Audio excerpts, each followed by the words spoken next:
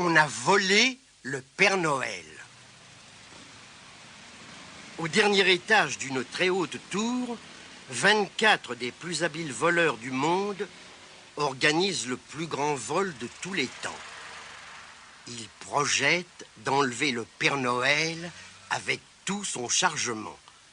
Ils ont beaucoup travaillé et leur plan est très ingénieux. Une copie exacte du costume du Père Noël a été réalisée pour chacun des voleurs. Ils pourront ainsi accomplir leur méfait tranquillement, car personne ne pourra distinguer le vrai Père Noël des voleurs.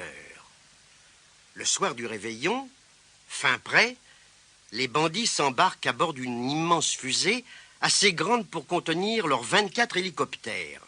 Et ils mettent le cap vers le nord. Après un long trajet, ils entendent enfin les clochettes du traîneau du Père Noël.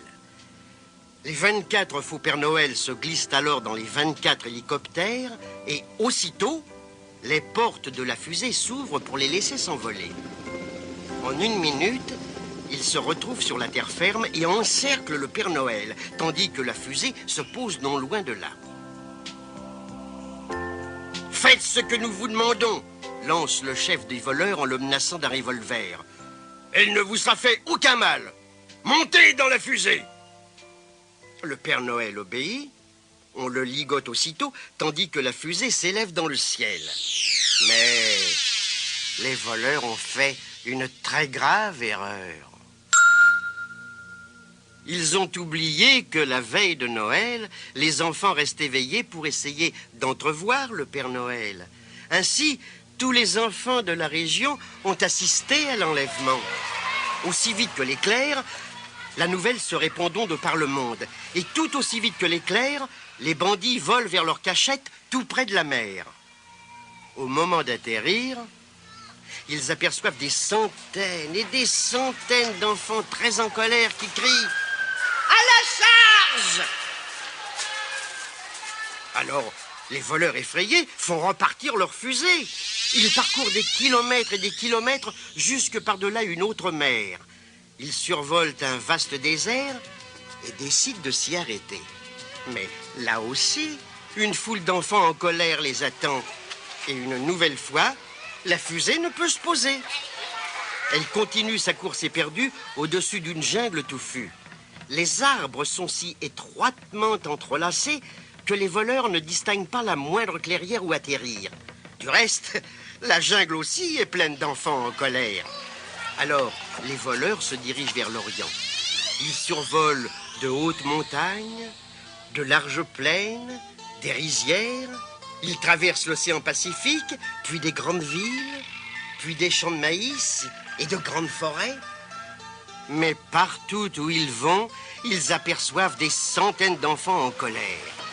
Leurs cris retentissent jusqu'aux immenses étendues glacées du pôle Nord. « C'est sans espoir !» conclut le chef de la bande. « Nous devons renoncer. Nous ne pourrons jamais atterrir nulle part. Tout ce que je sais, bougonne le Père Noël, c'est que les enfants vont être déçus, car vous m'avez fait prendre un sérieux retard dans la livraison de mes cadeaux. Je vous propose un marché. Aidez-moi à faire ma tournée, et je vous promets que les enfants ne vous feront pas de mal. » Les voleurs n'ont pas le choix.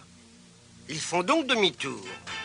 Ils survolent à nouveau le pôle Nord, les grandes villes, les déserts, les jungles, les océans et les montagnes. Tout au long du chemin, les hélicoptères sortent de la fusée et les voleurs, chargés de cadeaux, jouent au Père Noël et se glissent dans les cheminées. Dans chaque maison, les cris de colère des enfants se transforment en cris de joie. Les bandits en sont tous surpris. Leur tâche terminée, le Père Noël leur offre des gâteaux et du chocolat chaud. « Pourrons-nous vous aider encore ?» demande l'un des voleurs. « Nous avons passé un si bon moment. » 3 d'entre eux font la grimace. Une fois, c'est déjà bien assez. Sans crier gare, ils bourrent leurs poches avec tout ce qu'ils peuvent trouver et s'enfuient dans la neige. Les autres voleurs finissent sagement leur petit déjeuner et demandent peut-être pourrions-nous vous aider à fabriquer vos jouets pour l'an prochain.